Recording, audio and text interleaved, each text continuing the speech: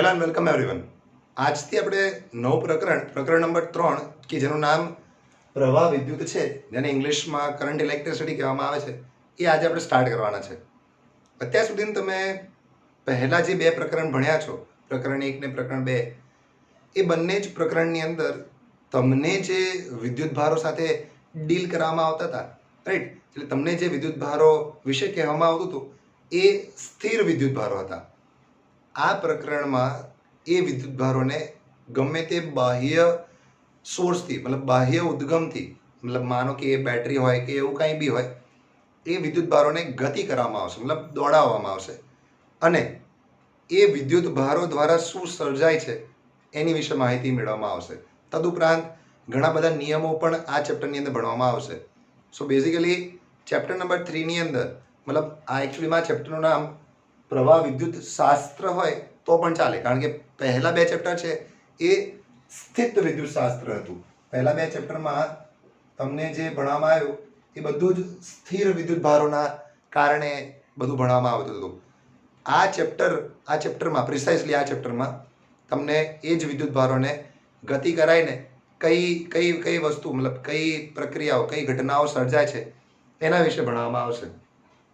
તો ઉપરથી પહેલાં તમને હું ખ્યાલ આપી દઉં કે આ ચેપ્ટરની અંદર, જેમ નોર્મલી આપણે કોઈ બી ચેપ્ટર સ્ટાર્ટ કરીએ છીએ તો એ ચેપ્ટરનું આઉટલાઇન લઈ લઈએ છીએ. તો આ ચેપ્ટરની અંદર ઓવરઓલ 16 ટોપિક છે. એ 16 ટોપિકની અંદર સ્ટાર્ટિંગના જે ટોપિક્સ છે, તમને મતલબ 6-7 ટોપિક સ્ટાર્ટિંગ્સના એવા છે કે જેની અંદર થિયરિટિકલ જ છે, મતલબ એની અંદર એટલો બધો કોન્સેપ્ટ નથી, રાઈટ. જે રીતે આજના લેક્ચરની અંદર તમારે રટ્ટા મારો જ છે. હાલાકી આજના લેક્ચરમાંથી એકાદ થિયરીને છોડીને બીજી બધી વસ્તુ ખાલી માત્ર જાણકારી માટે જ છે.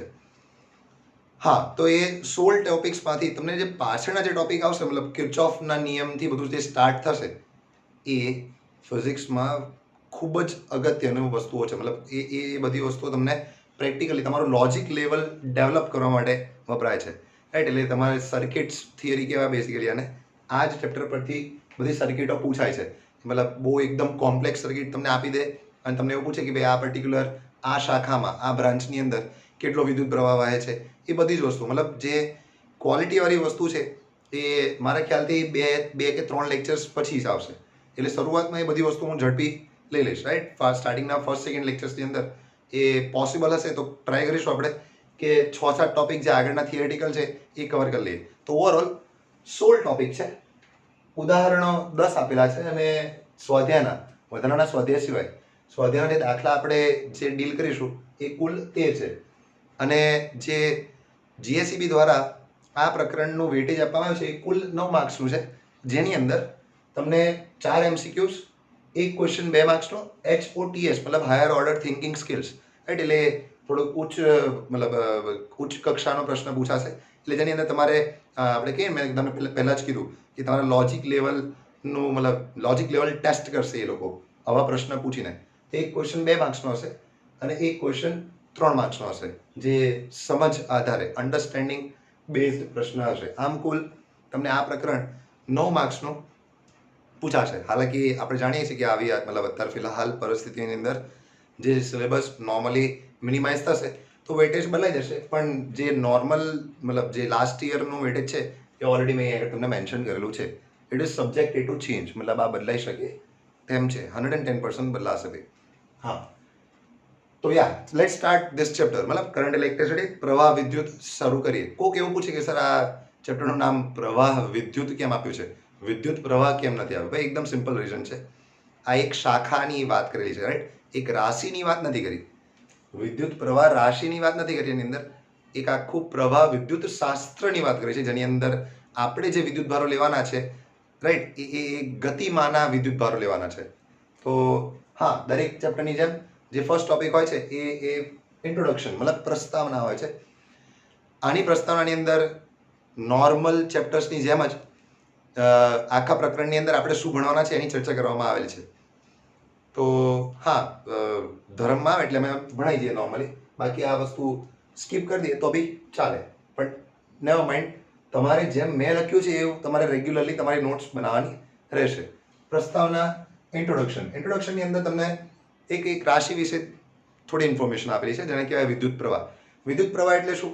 નોર્મલી તમારો, જેમ મેં તમને પહેલાંથી જ હમણાં જ કીધું કે આપણે જે વિદ્યુત ભારો ભણી ગયા છે ને, મતલબ ભલે એ મુક્ત હોય કે બંધિત હોય, ભાઈ તમે કહો કે સર ના સર આપણે તો પેલા ઇલેક્ટ્રોન્સ લીધા હતા એને ગતિ તો કરાવી હતી, ભાઈ એ મુક્ત ઇલેક્ટ્રોન્સ હોય કે તમે બંધિત કોઈ વિદ્યુત ભારો લીધા હોય, એ બધા જ જે આપણે ફર્સ્ટ અને સેકન્ડ ચેપ્ટર્સમાં જે વિદ્યુત ભારો હતા એ બધાને સ્થિત લીધા હતા, મતલબ સ્થિર લીધા હતા. અહીંયા આગળ એની ગતિ કરાવીશું અને જેવા વિદ્યુત ભારોની તમે ગતિ કરાવો, જેવું તમે વિદ્યુત ભારોને ગતિ કરાવો, એ ગતિમાન વિદ્યુત ભારના લીધે જે રાશિ ઉદ્ભવે એને વિદ્યુત પ્રવાહ કહેવામાં આવે છે, જે તમે સારી રીતે જાણો છો. આઈ નો ઇટ કે તમે જાણો છો કે વિદ્યુત પ્રવાહ એટલે શું. તો વિદ્યુત પ્રવાહ શેના લીધે રચાય છે એવું લખેલું છે કે ગતિમાન વિદ્યુત ભારોના કારણે વિદ્યુત પ્રવાહ રચાય છે. તો નોર્મલી તમને એક પ્રેક્ટિકલ એક્ઝામ્પલ આપી દઈએ કે ભાઈ મતલબ માન લો કે માનવ સર્જિત નહીં પણ કુદરતી વિદ્યુત પ્રવાહનું એક્ઝામ્પલ આપવું હોય તો સ્ક્રીન પોઝ કરો અને વિચારો કે કુદરતી વિદ્યુત પ્રવાહ તમે ક્યાં આગળ જોયો છે. રાઈટ. હવે જો તમને જો આઈડિયા આવી ગયો હોય કે ભાઈ મતલબ કુદરતી વિદ્યુત પ્રવાહનું એક બેસ્ટ એક્ઝામ્પલ વીજળી છે. ભાઈ વીજળી સર્જાય ક્યાંથી, મતલબ વાદળોથી સર્જાય છેક પૃથ્વી પર આવે.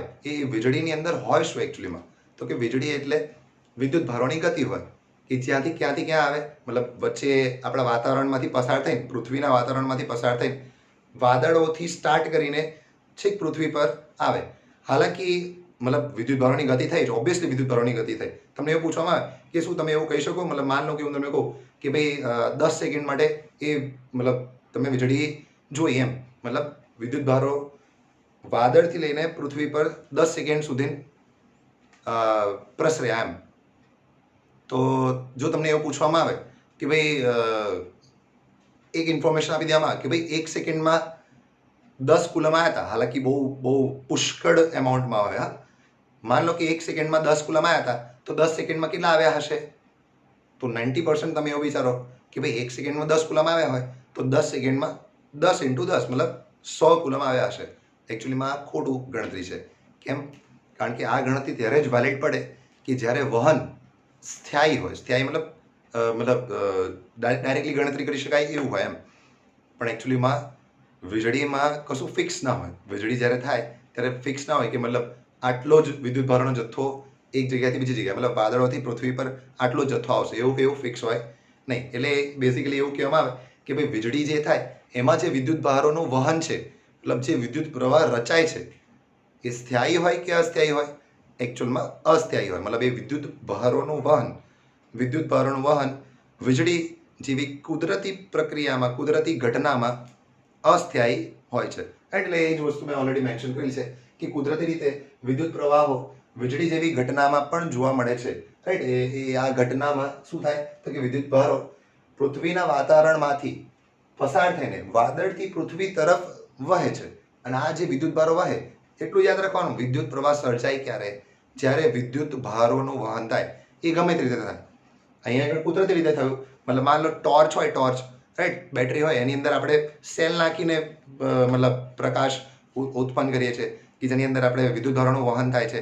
ઘડિયાળ લઈએ તો ઘડિયાળની અંદર બી એક બટન સેલ નાખીને એને ચાલુ કરીએ છીએ. અગેન તમે ગમે તે રીતે ઉર્જા પ્રોવાઈડ કરો છો જેથી કરીને વિદ્યુત ભારોનું વહન થાય છે. વિદ્યુત ભારોનું વહન થાય ધેટ મીન્સ વિદ્યુત ભાર સર્જાય. એ પછી ભલે ગમે તે રીતે હોય. રાઈટ. એટલે આમાં કુદરતી રીતે થાય છે. એટલે પરંતુ મેં જેમ કીધું એ પ્રમાણે આ વહન અસ્થાયી હોય છે, મતલબ સ્થાયી હોતું નથી.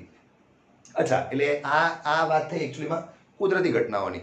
મતલબ તમે નોર્મલ ઘટનાઓની બી ઇન્ફોર્મેશન આપી શકો. મેં એવો એક્ઝામ્પલ આપી દીધું તમને.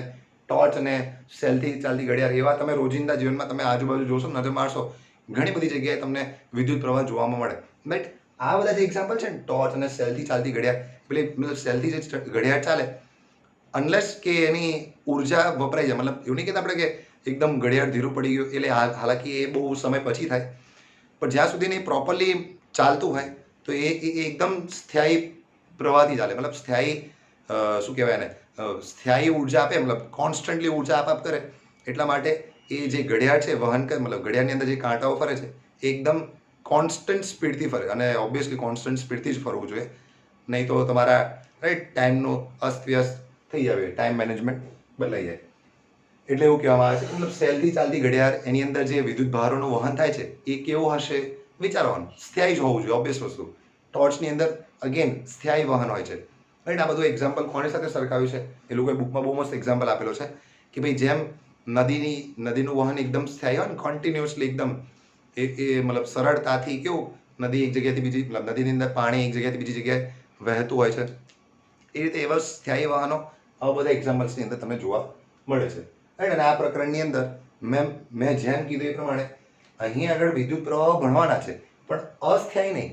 મતલબ આવા વીજળી જેવા અસ્થાયી નહીં ભણવાના આપણે સ્થાયી વિદ્યુત પ્રવાહો અને એના કારણે જે બધા નિયમો હોય, બધા એને લગતા જે બધા નિયમો હોય એની વિશે અભ્યાસ કરવાનો છે.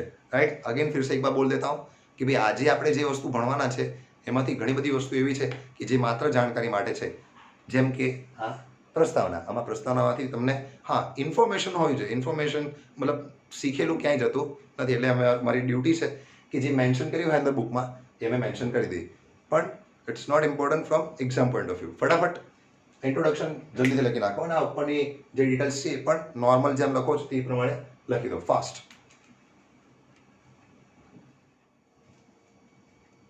ઓકે, તો હવે વાત કરીશું ટોપિક નંબર 3.2 કે જે એક રાશિ, મહત્વની રાશિ કે જે ચેપ્ટરની અંદર ઘણી બધી વાર વપરાશે. રાઈટ. જે આ ચેપ્ટરની અંદર મતલબ આ ચેપ્ટરનું જે નામ છે એના મતલબ બેઝ કોર કોન્સેપ્ટની બી વાતો કરે છે. એ રાશિ છે વિદ્યુત પ્રવાહ. મતલબ ઇંગ્લિશમાં ઓબ્વિયસલી તમને ખબર જ હોય ઇલેક્ટ્રિક કરંટની વાતો કરીશું આપણે.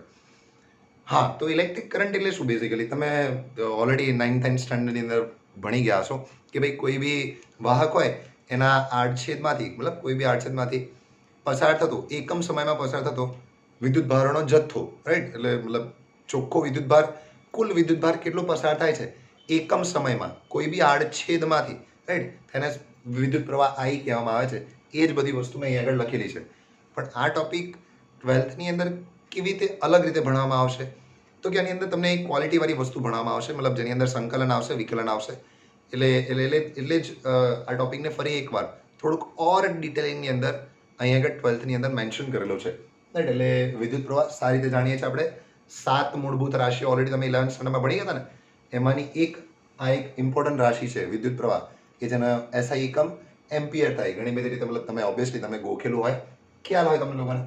અચ્છા, તો હા, મેં એ જ લખેલું છે તમને કે વિદ્યુત પ્રવાહનું નિર્માણ ઓબ્વિયસલી વિદ્યુત ભારોની ગતિના કારણે થાય છે. વાહકના કોઈ બી આડછેદમાંથી ટી સમયમાં પસાર થતો ચોખ્ખો વિદ્યુત ભાર મતલબ પસાર થતો ચોખ્ખો મતલબ કુલ વિદ્યુત ભાર જો ક્યુ હોય કેટલા સમયમાં? ટી સમયમાં. અને જો આ વહન મતલબ આ વિદ્યુત ભારોનું વહન જો સ્થાયી હોય, રાઈટ. એટલે જો વિદ્યુત ભારોનું વહન એટલે એકચ્યુઅલી એક્ઝામ્પલ્સ છે ને, મતલબ ફોર્મ્યુલા તમારે ઘણી બધી ફોર્મ્યુલા શીખવાડીશ તમને હું વિદ્યુત પ્રવાહની બેઝિકલી. રાઈટ. હાલાકી ફોર્મ્યુલા દેખાશે એક જ જેવી બધી, પણ દરેક ફોર્મ્યુલાની મતલબ ક્રાઇટેરિયા છે કે ક્યાં આગળ એપ્લાય કરવું. તો એ જ વસ્તુ શીખવાની છે મહત્વ રીતે, મતલબ મેઇનલી કે મતલબ જો વિદ્યુત ભારોનું વહન સ્થાયી હોય એ તમને મેન્શન કરી લોકો કે બટ સ્થાયી રીતે આટલા વિદ્યુત ભારો આટલા સેકન્ડમાં આડછેદમાંથી પસાર થાય છે તો પ્રવાહ કેટલો સર્જાય? તો સ્ટ્રેટ ફોરવર્ડ એ તો તમે જે નોર્મલી શીખી ગયા છો કે ભાઈ આઈ બરાબર ક્યુ બાય ટી. તમને લોકોને ગમે તેને પૂછવામાં આવે ને તો એ 110% ફોર્મમાં અહીં બોલી જાય કે ભાઈ આઈ બરાબર ક્યુ બાય ટી થાય. રાઈટ.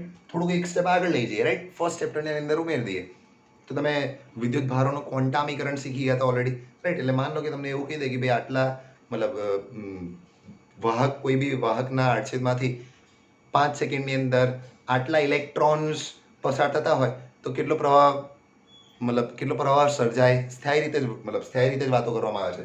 તો હા, ઇલેક્ટ્રોન્સની સંખ્યા આપી હોય તમને ખબર છે કે ભાઈ ક્યુ બરાબર શું થાય ક્વોન્ટામીકરણ અનુસાર? NE. એટલે ભાઈ આ એક પહેલું સૂત્ર છે. ક્યુ બાય ટી કહો કે NE અપોન ટી કહો, યાદ રાખવાનું આ ક્યારે વાપરવાનું? ત્યારે જ વાપરવાનું જ્યારે વિદ્યુત ભારોનું વહન મતલબ જે આપણે વિદ્યુત પ્રવાહ લઈએ એ સ્થાયી હોય તો જ. Be careful. વિદ્યુત ભારના સ્થાયી વહન માટે આઈ બરાબર ક્યુ બાય ટી થાય, જ્યાં ક્યુ શું છે તો કે ટી સમયમાં પસાર થતો ચોખ્ખો કુલ વિદ્યુત ભાર કોઈ આડછેદમાંથી વાહકના. અચ્છા, તો એની પ્રોપર ડેફિનેશન લખેલી છે મેં. રાઈટ. એટલે મતલબ આ તો ખાલી સમજાવ્યું હતું. અને પ્રોપર ડેફિનેશન આ છે કે વિદ્યુત ભારોના ગતિની દિશાને લંબ વિદ્યુત ભારો આમ ગતિ કરતા હોય તો એ દિશા મતલબ આમ ગતિ કરતા હોય તો એ દિશાને ગતિને લંબ એટલે આ આડછેદ થયું કહેવાય એમ. તો વિદ્યુત ભારોના ગતિની દિશાને લંબ એવા વાહકના કોઈ આડછેદમાંથી એકમ સમયમાં પસાર થતા વિદ્યુત ભારના જથ્થાને વિદ્યુત પ્રવાહ કહે છે. મેં જે ઉપર લખ્યું છે એનું એ જ પ્રોપર ડેફિનેશન છે. થોડાક શબ્દોને પ્રોપરલી ગોઠવેલા છે. રાઈટ. અચ્છા, તમે ઓલરેડી જાણો છો કે એની સંજ્ઞા શું થાય. ઓલરેડી મેં મેન્શન બી કર્યું હતું અહીંયા આગળ આઈ. તો એની સંજ્ઞા આઈ છે ભાઈ. કોની? વિદ્યુત પ્રવાહની સંજ્ઞા આઈ છે. તેનો એસઆઈ એકમ શું થાય? તો જો ધ્યાનથી, ઉપર કુલમ નીચે સેકન્ડ, રાઈટ. વિદ્યુત ભાર એટલે કુલમ પ્રતિ સેકન્ડ. એને જે પ્રેમથી આપણે એને એમ્પિયર એ કહેવામાં આવે છે, સાયન્ટિસ્ટ એમ્પિયરના સન્માનમાં. પારિમાણિક સૂત્ર તમે ગમે તે રીતે લખી શકો છો. મતલબ માન લો કે ભાઈ કુલમના ટર્મ્સમાં લખવું હોય અને કુલમ અને સમય મતલબ સેકન્ડના ટર્મ્સમાં લખવું તો બી લખી શકાય. પણ સ્ટાન્ડર્ડ રીતે આપણે ડાયરેક્ટલી આપણે એટલું બધું કંઈ વિચારતા નથી, E1 લખી દઈએ છીએ. બાકી તમારે જો કુલમના ફોર્મમાં લખવું હોય તો એ લોકો Q1 એવું અમુક વાર એવું કહે છે કે જ્યાં આગળ Q1 એ વિદ્યુત ભારનું પાસું છે. મતલબ તમને એવું કહેશે, અમુક વાર એવું કહી દે કે ભાઈ વિદ્યુત ભારનું પાસું Q લો, તો ભાઈ આ સૂત્ર કેવું બની જશે? તો કે Q1 T-1. Q1 T ઉપર આવે એટલે -1. ખ્યાલ આવી ગયો? નોર્મલી આવું બહુ ઓછું પૂછાય છે, પણ પૂછાય તો આપણને ખ્યાલ હોવું જોઈએ, રાઈટ. એકદમ સિમ્પલ વસ્તુ છે કે એનું પાસું E1. ઓકે, હવે શું હોય કે ભાઈ તમે એકચ્યુઅલીમાં ઘણા બધા દ્રવ્યો સાથે મતલબ ડીલ કરતા હોય આ આખા રોજિંદા જીવનની અંદર, રાઈટ. અને તમે આ બધા નામો સાંભળ્યા બી હોય અને તમને એવું મતલબ તમે નોર્મલી એવું પૂછવામાં આવે કે ભાઈ સુવાહકની વ્યાખ્યા આપો. આમ તમે એ લોકો એવું કહી દો કે સુવાહક એટલે એવી વસ્તુ કે જેની અંદરથી વિદ્યુત પ્રવાહનું સહેલાઈથી વહન થાય. વિદ્યુત પ્રવાહનું વહન જે મટીરિયલ થવા દે એને આપણે સુવાહક કહીએ છીએ. મતલબ તમને એવું પૂછવામાં આવે, તમને ખબર તો પડી ગઈ છે, મતલબ તમને ખ્યાલ છે ઇનફેક્ટ, સોરી, કે ભાઈ વાહકમાં વિદ્યુત ભારોનું વહન મતલબ વિદ્યુત પ્રવાહ વહી શકે છે. તે વિદ્યુત પ્રવાહ મતલબ વહેવાનું કારણ શું છે? What is main reason? કારણ શું છે ભાઈ? તો કે ધાત્વિક વાહકોમાં મેટાલિક કંડક્ટર્સની અંદર જે ઇલેક્ટ્રિક કરંટ મતલબ વિદ્યુત પ્રવાહનું જે વહન થાય છે એનું મેઇન કારણ કોણ છે? તો તમને ખબર હશે. એની પાસે શું હોય ભાઈ? સ્ક્રીન પોઝ કરો ને વિચારો, રાઈટ. એની પાસે મુક્ત ઇલેક્ટ્રોન્સ હોય ભાઈ. એની પાસે શું હોય? મુક્ત ઇલેક્ટ્રોન્સ હોય. એટલે એ મુક્ત ઇલેક્ટ્રોન્સ કે જે ઋણ વિદ્યુત ભારિત છે, રાઈટ, એ ઋણ વિદ્યુત ભારિત મુક્ત ઇલેક્ટ્રોન્સના ગતિના કારણે ધાત્વિક સુવાહકો, ધાત્વિક વાહકોની અંદર વિદ્યુત વહન જોવા મળે છે, રાઈટ. એ રીતે બીજા દ્રવ્યો વિચારો. મતલબ માન લો કે તમને એવું કહી દેવામાં આવે વિદ્યુત વિભાજીય દ્રાવણો, મતલબ ઇલેક્ટ્રોલાઇટ્સ દ્રાવણો બી તમે ખ્યાલ હોય. દ્રાવણની અંદર પણ તમે મતલબ કેમેસ્ટ્રીની અંદર ઘણી બધી વસ્તુ આ જોઈ હશે કે મતલબ તમે કોઈ બી દ્રાવણ લઈ લો અને જો પ્રોસેસ સ્ટાર્ટ કરવામાં આવે તો તમને ખ્યાલ છે કે ભાઈ કેમિકલી પ્રોસેસના કારણે ધન આયનો અને ઋણ આયનો છૂટા પડે અને બંને ગતિ કરે. એકચ્યુઅલીમાં એ બંનેની વિરુદ્ધ દિશામાંની ગતિના કારણે વિદ્યુત પ્રવાહનું સર્જન થાય. એટલે આની અંદર કોણ રિસ્પોન્સિબલ છે? આનું મેઇન કારણ કોણ છે? વિદ્યુત વહન થાય. હા, દ્રાવણોની અંદર બી વિદ્યુત વહન થાય, પણ કોણ લીધે થાય? તો કે ધન અને ઋણ આયનો ની વિરુદ્ધ દિશામાંની મતલબ વિરુદ્ધ દિશામાંની ગતિના કારણે. સિમ્પલ છે. અગેન આ બધી વસ્તુ MCQ માં પૂછાય. મતલબ આ જે પહેલું છે કે સુવાહકોમાં શેના કારણે થાય છે, દ્રાવણોની અંદર મતલબ શેના કારણે થાય છે, સેમી કંડક્ટર્સ, રાઈટ, અર્ધવાહક કહેવામાં આવે. એટલે એની અંદર વહન, વિદ્યુત વહન શેના કારણે થાય? તો જો યાદ હોય, મતલબ જો ખ્યાલ હોય તો સારી વસ્તુ છે. બાકી આપણે આ વસ્તુ નોર્મલી 14th ચેપ્ટરની અંદર, 14મા ચેપ્ટરની અંદર આ વસ્તુ ડિટેલમાં ભણવામાં આવે છે. સેમી કંડક્ટર ઇલેક્ટ્રોનિક્સ નામનું આખું ચેપ્ટર છે. અને જો ખ્યાલ હોય તો ભાઈ તમને મતલબ થોડું આઈડિયા આપી દો. બંનેના કારણે થાય, મતલબ ઇલેક્ટ્રોન્સ અને હોલ. ઇલેક્ટ્રોન અને હોલ મતલબ ધન વિદ્યુત ભારિત. હાલાકી હોલ નામક વસ્તુ હોય નહીં, એ તો ખાલી કોન્સેપ્ટ છે. એ કોન્સેપ્ટ શું કહે છે? તો મતલબ જ્યાં આગળ ઇલેક્ટ્રોનની અછત હોય, ઉણપ હોય, તે જગ્યાને હોલ કહેવામાં આવે છે, રાઈટ. પણ એને આપણે મતલબ ઇલેક્ટ્રોનની અછત છે એટલે આપણે એને ધન માની લઈએ છીએ, રાઈટ. Opposite to electron.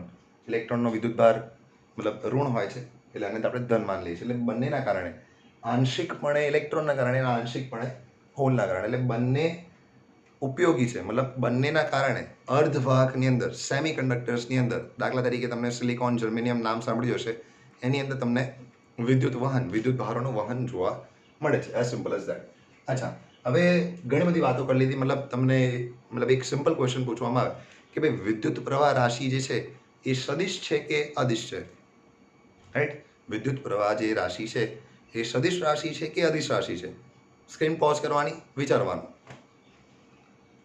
અચ્છા, જો આપે એવું વિચાર્યું હોય, ઓબ્વિયસલી તમે એવું વિચાર્યું હશે કદાચ કે ભાઈ વિદ્યુત પ્રવાહ એક સદિશ રાશિ છે. તમે સદિશ રાશિ કેમ વિચાર્યું હશે તો એનું કારણ મેં કીધું તમને. આપણે કહીએ ને કે પર્ટિક્યુલર દિશા આપણે આમ મતલબ સમઘડી વિષમઘડી બધી દિશાઓ લઈએ છીએ આપણે, એમ કે મતલબ એવું હોઈ શકે કે કોઈ સર્કિટમાં સમઘડી દિશામાં વહે વિદ્યુત પ્રવાહ, કોઈ સર્કિટમાં વિષમઘડી દિશામાં રહે મતલબ વહે, સોરી. તો દિશાનું મહત્વ છે. તમને ખબર હોય કે ભાઈ સદિશ રાશિ એટલે શું, કે જેનું મૂલ્ય અને દિશા બંને મહત્વનું, મતલબ જે બંને વસ્તુ જોઈએ એને ડિસ્ક્રાઇબ કરવા માટે, રાઈટ? તો એવી રાશિને સદિશ રાશિ કહીએ છીએ. એટલે તમે કદાચ એવું વિચાર્યું હશે કદાચ કે ભાઈ એ વિદ્યુત પ્રવાહ એક સદિશ રાશિ છે. હાલાકી વિદ્યુત પ્રવાહ ન અદિશ છે ન સદિશ છે. વિદ્યુત પ્રવાહ અદિશ રાશિ પણ નથી અને સદિશ રાશિ પણ નથી. એ એક ટેન્સર રાશિ કહેવામાં આવે. ટેન્સર,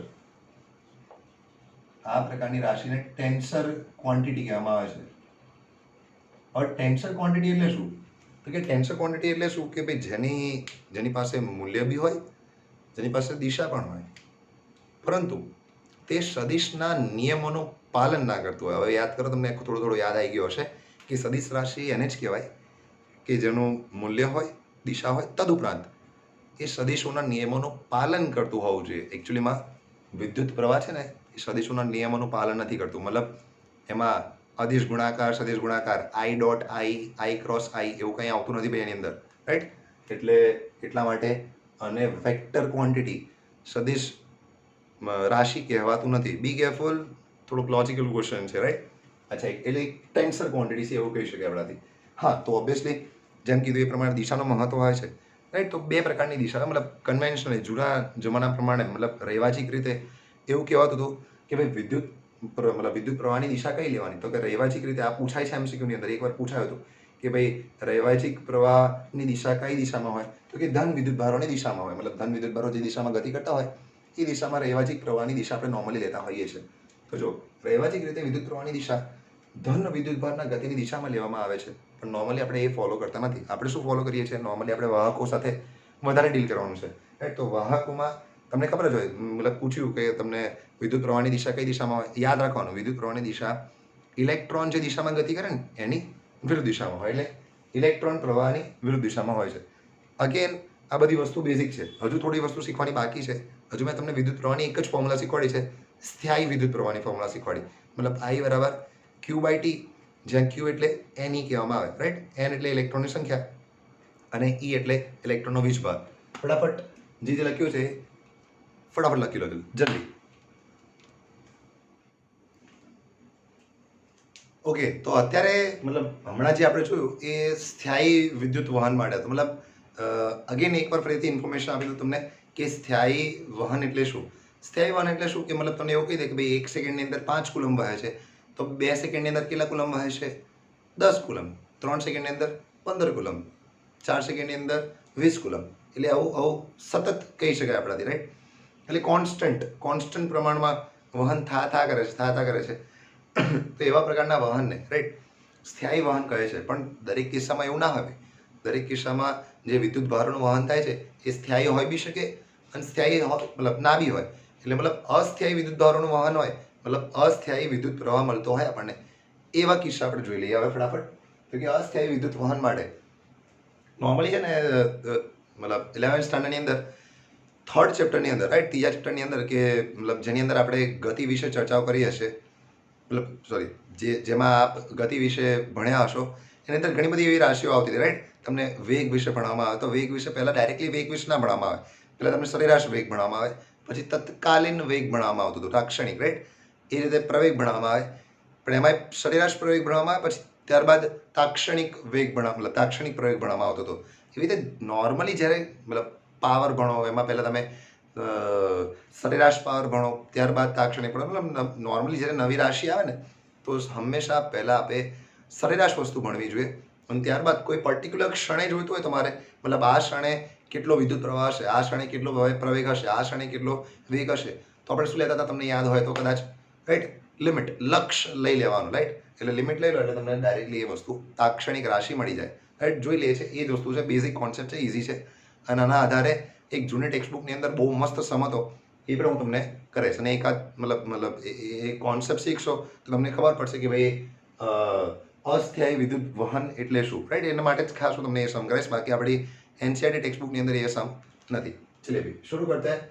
मान लीजिए તમને બે ક્ષણ આપેલા હોય, બે સમયની વાતો કરી લઈએ આપણે, રાઈટ. સરેરાશની વાતો કરી લે. સરેરાશ એટલે શું? બે સમય આપેલા હોય પછી સરેરાશ લઈ લઈએ છીએ આપણે નોર્મલી. એટલે જો ટી અને delta T plus delta T, T અને ટી પ્લસ ડેલ્ટા ટી સમય વચ્ચેના ડેલ્ટા ટી સમયગાળામાં, સમયગાળો તો ડેલ્ટા ટી છે ને, એ ડેલ્ટા ટી સમયગાળામાં માન લો કે વિદ્યુત ભાર આપણી પાસે કેટલા વિદ્યુત ભારનું વહન થયું, તો કે વહન વાહકના કોઈ બી આડછેદમાંથી પસાર થતો વિદ્યુત ભારનો જથ્થો, કુલ જથ્થો ડેલ્ટા ક્યુ હોય તો ફરી એકવાર, રાઈટ. આ ડેલ્ટા સિમ્બોલ છે એટલે તમને આઈડિયા આવી જાય કે આ સરેરાશની વાતો થવાની છે. ફરી એકવાર, ટી અને ટી પ્લસ ડેલ્ટા ટી સમયના વચ્ચેના ડેલ્ટા ટી સમયગાળાની અંદર માન લો કોઈ વાહકના આડછેદમાંથી ડેલ્ટા ક્યુ જેટલો વિદ્યુત ભાર પસાર થતો હોય તો ડેલ્ટા ટી સમયગાળામાં, આ ડેલ્ટા ટી સમયગાળામાં તે વાહકમાંથી વહેતો સરેરાશ વિદ્યુત પ્રવાહ, ખબર જ હોય સરેરાશ એટલે આ રીતે લખાય. સરેરાશ વિદ્યુત પ્રવાહ I બરાબર શું લખી શકાય ભાઈ? Symbol, direct answer, right. Delta ક્યુ અપોન ડેલ્ટા ટી, રાઈટ. હવે શું કરવાનું, રાઈટ. આ તો મેઇન ફોર્મ્યુલા ભાઈ, આ મેઇન ફોર્મ્યુલા છે, right. This is the classic formula. માન લો કે તમારે તાક્ષણિક વિદ્યુત પ્રવાહ શોધવો હોય, ટી સમયે, આ તો ડેલ્ટા ટી સમયગાળામાં પૂછ્યું છે ને, ધેરફોર ટી સમયે વિદ્યુત પ્રવાહ જેને તાક્ષણિક કહેવામાં આવે એ I કેવી રીતે મળે? તો કે ભાઈ એનું લક્ષ્ય લઈ લેવાનું, રાઈટ. શૂન્ય તરફનો ડેલ્ટા ટી ટેન્ડ્સ ટુ 0 એમ. એટલે આપણે શું કરીએ? લક્ષ્ય ડેલ્ટા ટી ટેન્ડ્સ ટુ 0. આ રાશિ ડેલ્ટા ક્યુ અપોન ડેલ્ટા ટી આપણે સારી રીતે જાણીએ છીએ લક્ષ્યના આધારે.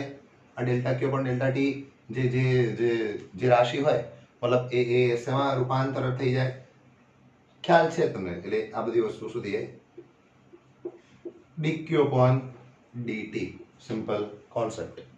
એટલે હું તો નોર્મલી એવું શીખવાડું સ્ટુડન્ટ્સને, કારણ કે JEE નીટની અંદર આ કોન્સેપ્ટ વપરાય છે ભાઈ. This is the concept of JEE NEET. That's why it is basically ટોટ.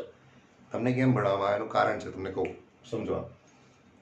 સૌ પ્રથમ આપણે શું ભણ્યા કે ભાઈ સ્થાયી પ્રવાહ હોય તો I બરાબર Q બાય T, જ્યાં Q બરાબર એની લખી શકો એટલે ડાયરેક્ટલી તમને આન્સર મળી જાય. ત્યારબાદ તમે સરેરાશ ભણ્યા. સરેરાશ એટલે શું? તમને કોઈ અંતરાલ આપ્યો હોય કે ભાઈ આટલા અંતરાલમાં કેટલો પ્રવાહ સર્જાશે, તો ઓબ્વિયસલી તમારે અંતરાલ આપ્યો હોય તો સરેરાશ પ્રવાહ શોધવો જોઈએ. તો કોઈ ક્ષણિક પૂછ્યો હોય, રાઈટ, અને પાછું બદલાતું હોય વિદ્યુત ભાર સમય સાથે બદલાતો હોય. આ સમીકરણ ક્યારે વાપરવાનું? કે જ્યારે Q છે ને, Q એ તમને T ના ફોર્મમાં આપેલો હોય, Q માં ચલ કે આપણે દાખલા તરીકે એવું સપોઝ કહી દીધું હોય Q બરાબર 4T + 1 કુલમ. એનો અર્થ શું થયો કે જેમ જેમ સમય બદલાય તેમ તેમ વિદ્યુત ભાર બી બદલાય. માન લો તમે એવું ના કહી શકો કે સર એક સેકન્ડમાં 5 મળે તો શું મને 2 સેકન્ડની અંદર 10 મળશે? ના, એવું ના થાય. જો T બરાબર સૌપ્રથમ 0 મૂકો. શરૂઆતમાં કેટલો વિદ્યુત ભાર છે? તો કે 0 + 1 એટલે 1 કુલમ. માન લો 2 સેકન્ડ મૂકો તો 4 × 2, સોરી 1 સેકન્ડ મૂકો, સોરી, તો 4 × 1 + 1 એટલે 5. એટલે સૌપ્રથમ તમને 1 કુલમ મળ્યો. પ્રથમ સેકન્ડની અંદર 1 કુલમ, બીજી સેકન્ડની અંદર 5 કુલમ. એવી રીતે તમે જેમ 0 સેકન્ડની અંદર શરૂઆતમાં t 0 પર તમારી પાસે વિદ્યુતભાર 1 કુલમ હતો. t 1 સેકન્ડે 5 મળ્યો. t 2 પર 4 × 2 = 8 ને 1 9. એટલે કોન્સ્ટન્ટ નથી ભાઈ. It is changing. એટલે તમને આઈડિયા આવે કે હા, અને એવું કહેવાય આ જે વસ્તુ છે એને એવું કહેવાય કે ભાઈ આ વિદ્યુત વહન આ વિદ્યુત ભારો સમય સાથે બદલાય છે એટલે આ અસ્થાયી છે. એટલે એના દ્વારા આપણને જે મળે એ અસ્થાયી વિद्युत प्रवाह હોય, राइट. सारी की सारी चीज़ें जो अभी तक मैंने सीखा है वो थी एकदम सिंपल, लेकिन थोड़ा और डिटेल में समझाने की कोशिश करी है, राइट. फॉर्मूला खबर होવી છે. આ બે ટોપિક પછી તમને એક્ઝેક્ટલી ફોર્મ્યુલા, પ્રવાહની 3 ફોર્મ્યુલા ખબર હોવી છે. I = Q / T, I delta I सरेराश I बराबर delta Q upon delta T and I = dq upon dt. और एक चीज समझो, मान लो एग्जैक्टली उल्टा कर दिया, राइट. अभी सोचने वाली चीज समझाता हूँ. આ ક્યારે વાપરવાનું? તો કે તમને જ્યારે Q આપ્યું હોય, T ના પદમાં Q આપ્યું હોય અને આઈ શોધવાનું કહે, રાઈટ. પણ માન લો ઉલટું હોય તો આઈ આપ્યું હોય અને ક્યુ શોધવાનું કહે તો શું કરવાનું? Simple logic. ક્યુ આપ્યું હોય, આઈ શોધવાનું કે તો વિકલન કરવાનું.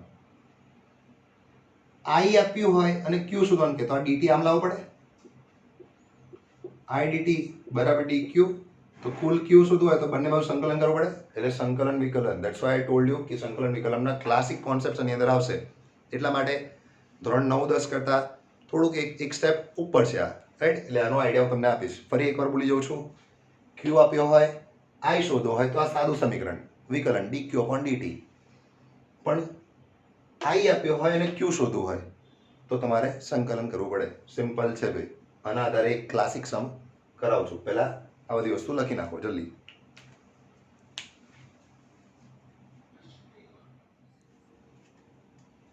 ઓકે, તો હવે એ જે સૂત્ર શીખવાડ્યું મેં તમને એના આધારે એક સ્ટાન્ડર્ડ ક્વેશ્ચન છે. ઓબ્વિયસલી આ જૂની બુકનો છે, મતલબ આ બુક મતલબ તમને એનસીઆરટીની બુકની અંદર નહીં મળે. પણ હા, પ્રેક્ટિકલી તમને એકચ્યુઅલીમાં ખબર પડશે કે સ્થાયી અને અસ્થાયી વસ્તુ એટલે શું, રાઈટ. Let S C. જો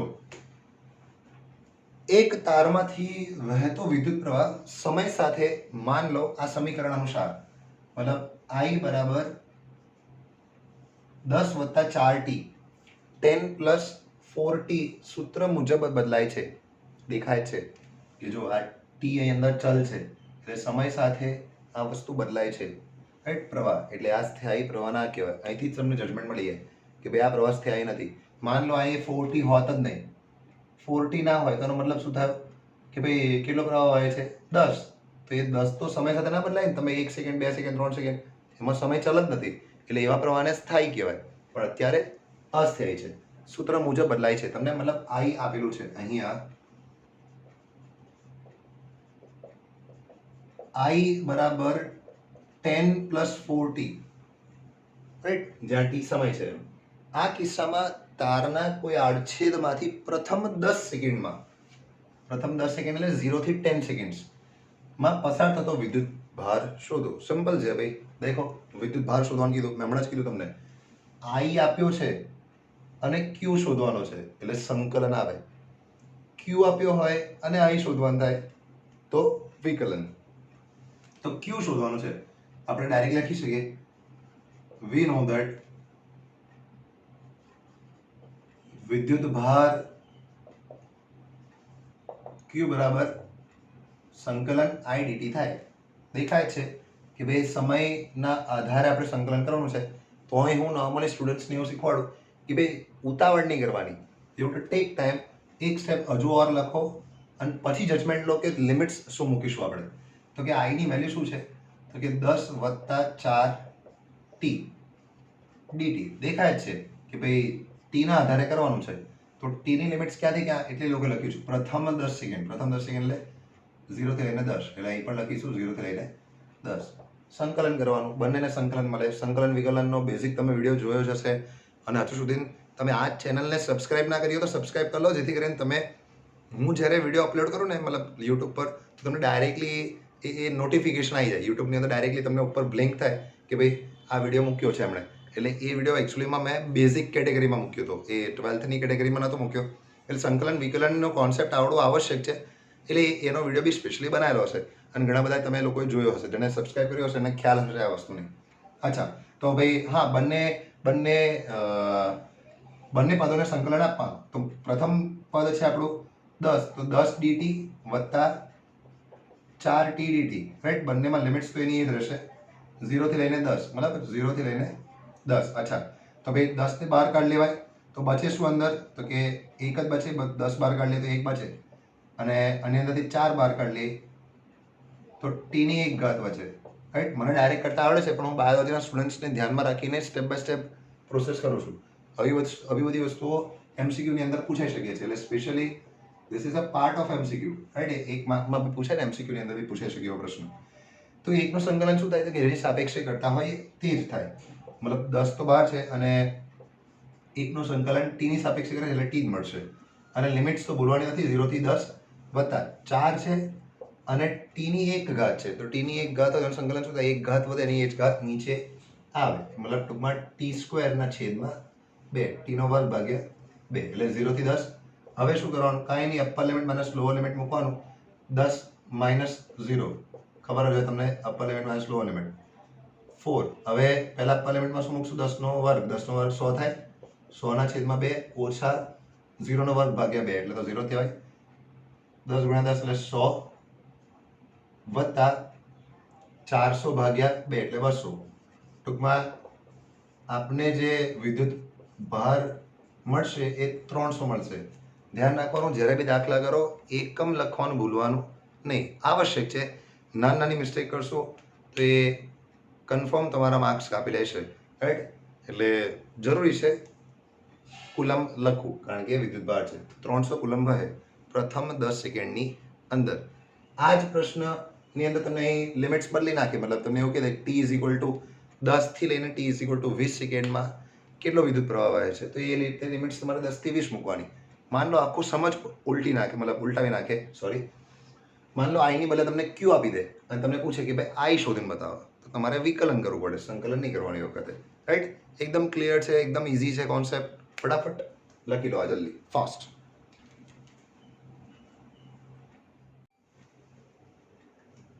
ઓકે, આજના કોન્સેપ્ટનો આ બીજો એક સમ કે જે વિદ્યુત પ્રવાહના આધારે છે.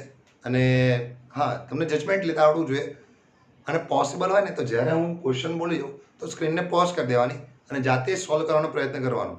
જો આન્સર મેચ થઈ જાય, પ્રોસેસ બી મેચ થઈ જાય, તો it is well and good. મતલબ મારો કોન્સેપ્ટ, શીખવાડેલો કોન્સેપ્ટ તમારા સુધી ડિટેલમાં પહોંચી ગયો હશે, બરાબર? તો જ આપ સોલ્વ કરી શકો છો. અને ઇન કેસ ના થાય તો એકવાર જોઈ લેવાનું, પછી જાતે જ બનાવવાની કોશિશ કરવાની, મતલબ ડિજિટ ચેન્જ કરી દેવાની, અને એવું તો તમને જાતે બનાવતા આવડે. હા, તો જો એક પ્રશ્ન, સારો પ્રશ્ન. એક તારમાંથી 2 એમ્પિયરનો પ્રવાહ વહે છે, રાઈટ? એટલે ઓબ્વિયસલી તમને બીજું કશું લખેલું નહીં, સમય વમય આપેલો નથી. એનો મતલબ શું થયો કે આ પ્રવાહ સ્થાયી છે. અહીંયા પ્રવાહ I બરાબર 2 એમ્પિયર, તેના આડછેદમાંથી 1 સેકન્ડમાં પસાર થતા ઇલેક્ટ્રોનની સંખ્યા ગણો. ઓહો, એટલે સમય આપેલો છે 1 સેકન્ડ અને સંખ્યા એટલે n બરાબર પ્રશ્ન ચિહ્ન. ઓબ્વિયસલી તમને આઈડિયા આવી ગયો હશે કે શું કરવાનું, કારણ કે સ્ટાર્ટિંગની અંદર મેં કોન્સેપ્ટ સમજાવ્યો તો મેં કીધું હતું કે I બરાબર બેઝિક રીતે આપણે જાણીએ છીએ, રાઈટ, કે વી નો ધેટ I બરાબર Q બાય T થાય. અહીંયા આગળ આપણને Q શોધવાનું નથી કીધું, પણ આપણને ખબર છે ઇલેક્ટ્રોનની સંખ્યા શોધવાની કીધી છે, પણ આપણે જાણીએ છીએ કે Q બરાબર શું થાય? Ne. તો આપણે n શોધવાનું છે, તો n કેટલો થાય? આ T ઉપર ધરે તો IT ના છેદમાં E. જાતે સોલ્વ કરી દેવાનું, કારણ કે I ની વેલ્યુ 2 એમ્પિયર, T ની વેલ્યુ 1 સેકન્ડ, ઇલેક્ટ્રોનનો વિદ્યુત ભાર 1.6 ગુણ્યા 10 - 19. ઇઝી છે, સંખ્યા છે માટે એનો એકમ આવે નહીં, એટલે 100 વેલ્યુ આવશે. ફટાફટ ઇઝી સમ સોલ્વ કરી દો, જલ્દી છે.